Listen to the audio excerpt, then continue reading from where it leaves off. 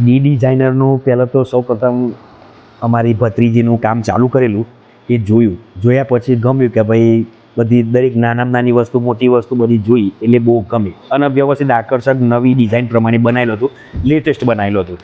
એ પછી contact number લઈ અને ધવલભાઈ પહેલાં ફોનથી વાત કરી. એટલે ફોનમાં પહેલાં જ વખતે વાત કરવામાં જ એમનો નેચર વ્યવસ્થિત લાગ્યો એટલે મને થયું કે મળવું જોઈએ. એટલે પછી ધવલભાઈને મળ્યા, વાત કરી કે આટલા સ્ક્વેર ફૂટ એરિયા છે ને આપણે કરવાનું છે ને તમે નીપીબેનના ઘેર કર્યું છે એ પ્રમાણે તમે કરો.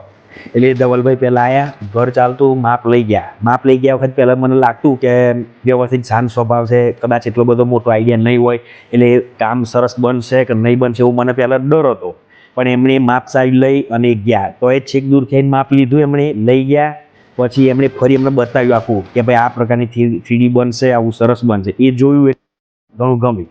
પછી એક બે બીજા મેં ડિઝાઇનરવાળાને પૂછી લીધું, જોઈ લીધું, પણ એવું લાગ્યું કે ભાઈ આ આમ વ્યવસ્થિત કામ નહીં થાય, જોઈએ એવું કામ નહીં થાય, નાનામાં નાનું કામે વ્યવસ્થિત નહીં કરે. એટલે રૂબરૂ પાછા ધવલભાઈને મળવા ગયા. એટલે ધવલભાઈ બેસીને બધી વાત કરી એટલે ફાઇનલ ડીલ કરી. એ વખતે ધવલભાઈ એમે કહ્યું કે ભાઈ કામ વ્યવસ્થિત આવશે, લેટેસ્ટ આવશે. એટલે વિશ્વાસ મૂકી અને પછી એમને ફાઇનલ કરી દીધું કે ભાઈ આટલા સુધીમાં કરવાનું.